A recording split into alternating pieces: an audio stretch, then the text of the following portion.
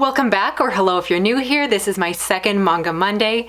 Today, because it is the month of September, which is back to school, I thought it was a perfect time to talk about 3 shonen manga that center around a school setting.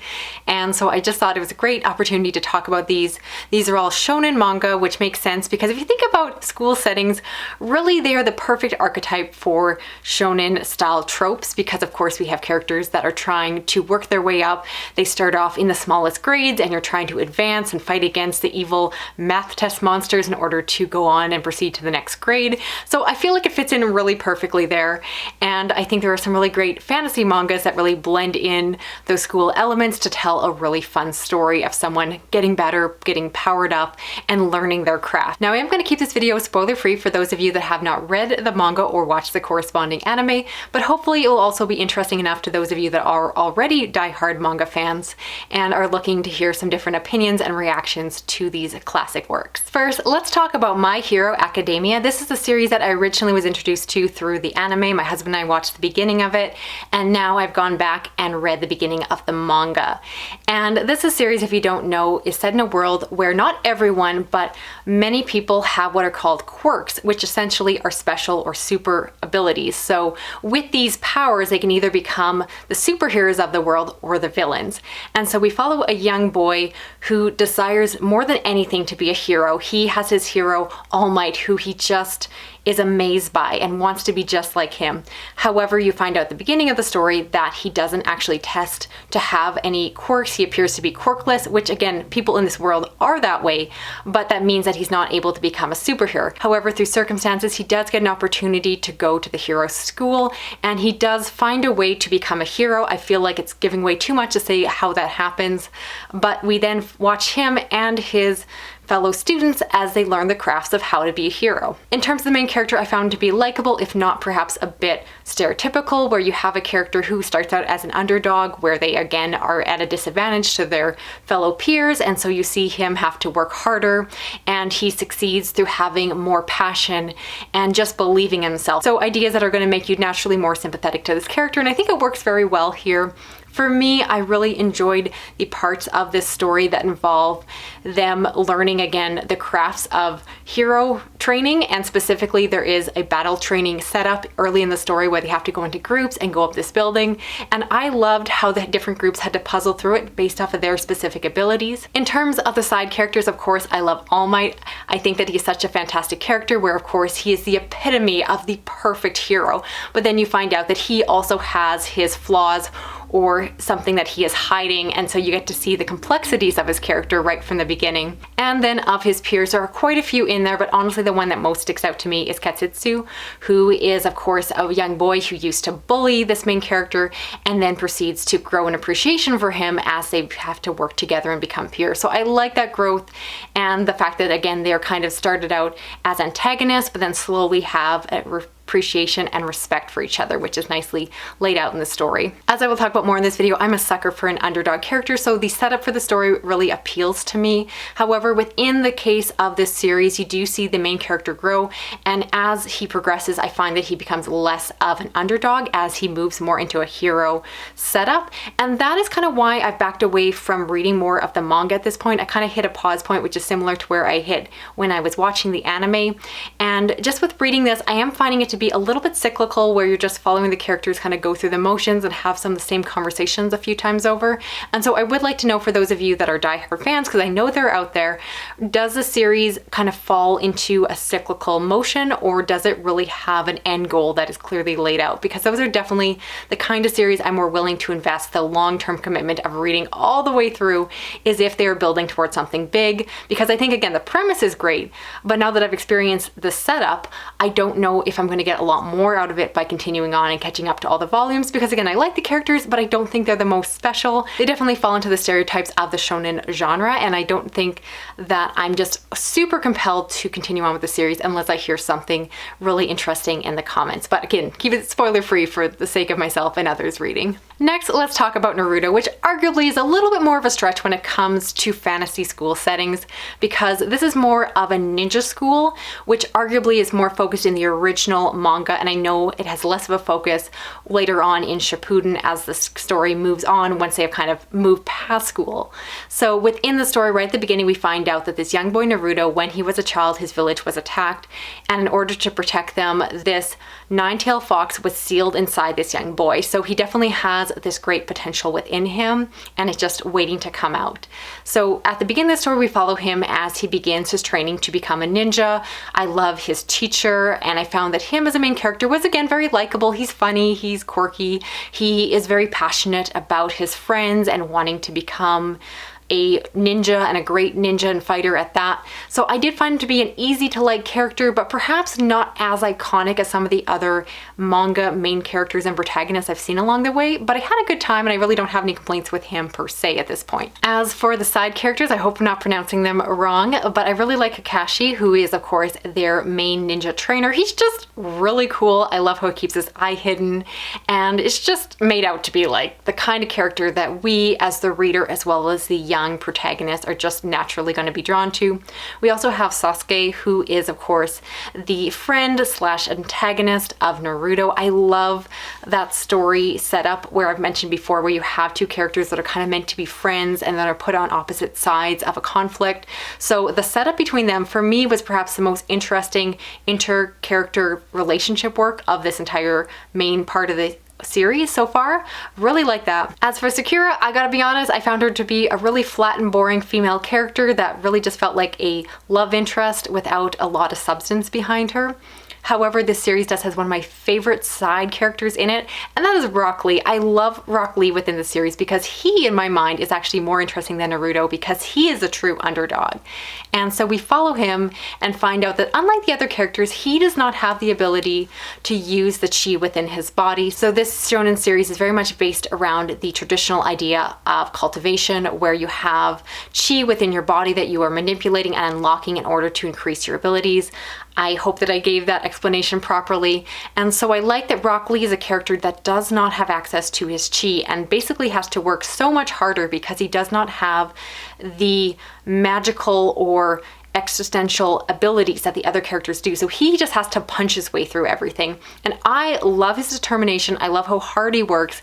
And it is so hard to watch his fight scenes in some ways because he's always at a disadvantage. And again, I love an underdog, and I feel like he's one of the best underdog characters ever written in manga. Prove me wrong, give me another one I should check out, but I love Rock Lee. He should have his own spin-off manga. If he doesn't, he really should. And I'm coming back from editing because I realized that in gushing about my love of Rock Lee, I forgot to continue to give you a bit more of my overall impressions of Naruto. And that's the fact that I do like this series. I think it's a great introduction to more of a traditional shonen manga that focuses on, again, the cultivation and chi practices that are perhaps not as well known or familiar to a Western audience. And so I do like that as an introduction compared to some of the more modern shonen that I've talked about on my channel so far. And I enjoyed the beginning of it. I love the training montages, them working getting better.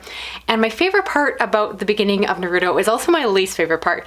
And that's the fact that I love the competitions. I love the part where they are placed against each other and they have to rank up. As I mentioned, compared to some of the other protagonists I'm talking about, Naruto is not truly the underdog that other ones are made out to be. While he is not the best in his class, he's also not the worst. And you get to see that as they fight against each other for position within the school. And my biggest hate of this series is the Chunin exams. I promise you I would not spoil the series, but I found the Chunin exams so frustrating. And I can't talk about it without spoiling things, but if you've watched the series or read the series, you know what I'm talking about. And I just want justice for the Chunin exams. That's all I'll say. So for me, I did find myself losing a little bit of interest in the events that happen after those exams because there is a shift in the focus of the plot. And for most readers and watchers of the series, I imagine that's when the series gets really exciting. I will admit that the point after the exams is when I did start to find myself fading in interest with the series a little bit, just because I love the setup almost so much more than what it was trying to do. Obviously, the stakes become bigger at that point. There is larger forces going on, but I just wanted to focus on the exams, and I was left very disappointed, and I was never able to get over the Chunin exams. Every time someone says Naruto, I just say Chunin exams, and if they know, they know. Moving on. And finally, I want to talk about Mashle. This is a series I just started reading for the first time. I've never seen the anime, and I'd love to know if it holds up. But in this world, we find out that most, if not all, people have the ability to do magic, and there are only a few outliers. Those people are considered to be an abomination, and the Ministry or Bureau of Magic goes about making sure that they wipe out and get rid of any of those abominations along the way. So the story follows this young teenager boy named Mash, who is hiding in the woods with his adopted father.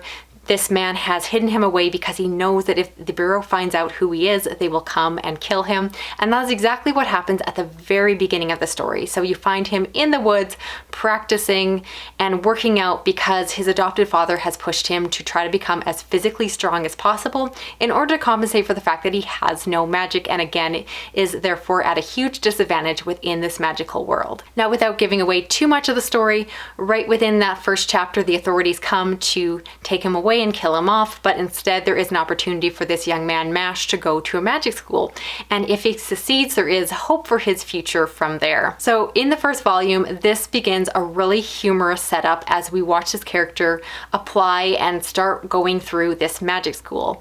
This series has been compared to One Punch Man meets Harry Potter, and that combination is exactly on point, at least for the first volume. So basically we follow him as he's required to go through all of these magical tests, but he again does not have any magical ability, so he has to figure out how to fly on a broom, how to do all of these impossible magical things, only using his human strength. Thankfully, he is insanely strong to the point of it being impossible, hence the comparisons to One Punch Man. And because of that, he is able to kind of cheat his way through the exams and get in, despite the fact that his fellow peers and other teachers don't necessarily like him because, again, they feel like he's gaming the system. As for Mash, I really enjoyed his character. He comes across as, of course, very strong, also very dumb, with a love for cream puffs, and I just found him to be a fun character to read, even though I will be totally honest that absolutely this is one huge stereotype and a very common stereotype for a shonen protagonist, but I just enjoyed the story, I enjoyed the setup, and I didn't mind the fact that the main character was perhaps a little bit flat. For me, where the story shines is the fact that it explores the magic school tropes in a way that turns them on their head. So again, I mentioned that this is a story that I would definitely recommend to those of you that love Harry Potter and are looking for a story that's going to make fun of that. The main headmaster is clearly meant to be a Dumbledore-like character, and you see a lot of other nods to something that feels very Harry Potter-esque. But where the series often loses other readers is in the transition to the later volumes. So around volume 2 or 3, we see the story take a darker turn. It becomes a lot less humorous, and the story kind of moves away from the never-ending joke of the fact that Mash can just punch his way through any magical situation. And I like that choice. I did see a lot of other reviewers in the comments that I read criticize and say that they just wanted the story to stay funny and didn't like that it had that change. But for me personally, when it comes to humor, I find that less is more, and I don't think that this series could have survived as a long-running non-stop joke because it's basically a one-track joke. You see the joke played out 10 or 20 times over in the first volume, and then it stops being funny after that. So I'm glad the series took a different direction, and for me at least, I found it to be very interesting. So I don't want to give away more of the plot, but I will say that the story centers strongly around Mash and his group of friends. The females that he hangs out with, Finn and Lemon, are a little bit forgettable and interchangeable. I couldn't really tell you which one is which in terms of how they relate to Mash. However, I really did like his other friend Lance because I felt like he was given a more memorable backstory where he is trying to do anything to protect his younger sister, who also has no magical abilities. And so I found his perspective to be very sympathetic. He had some really understandable motivations and was a really good teammate with Mash. So within the story, there is some dark rumblings that are happening within the school. There are some secrets, some evil people doing evil things, and I personally really enjoyed it. Of the 3 series I'm talking about today, this is the one that's really been holding my attention. I purposely wanted to read up to a certain point in each of these manga in order to do this group review video. But I was reading Mashle and I had to force myself to stop to go back to the other 2 because I just wanted to know what was going to happen next, which is a very good sign when I find that my own reading enjoyment is overriding my personal need to put out content on this channel. So I really enjoyed this one. I understand it's not for everyone, and I do want to acknowledge that it's probably not doing anything that you haven't seen before. A lot of what this manga does so well is the fact that it makes a lot of nods and winks to classic tropes that we have seen before in fiction and movies and all of that. And again, it's not the first manga to introduce an underdog character, because this character definitely feels very reminiscent of Rock Lee, and I know that character was created first. But did I have a great time reading everything that I've read so far? Absolutely. Am I dying to get back to it after I film this video? Yes, and that is a great sign for me. So overall, this one is enjoyable, not reinventing the wheel, but I don't need it to. I'm so intrigued by the story. I want more. I'm glad that it went dark, because that's my jam, and I'm definitely going to report back if I have more thoughts as I read further on. So that's it for this Manga Monday. I'd love to know of the book series I talked about. Are there any that you are planning to check out yourself, or what are your opinions on them, as long as you keep them relatively spoiler free? And I'd also love to hear, what is your favorite shonen manga or other manga that involves a magic school setting? Drop your comments down below and we'll discuss. If you're new to my channel and do want to stick around and subscribe, I do read a lot of horror, thriller, science fiction, fantasy, as well as manga now. And if you want to hit that little notification bell, you'll never miss a video from me. You can also give me a thumbs up or drop a comment, even if it's just a little emoji. Find an emoji that is appropriate for back to school. Get creative in the comments there. Otherwise, I'll talk to you again soon. Okay, bye-bye.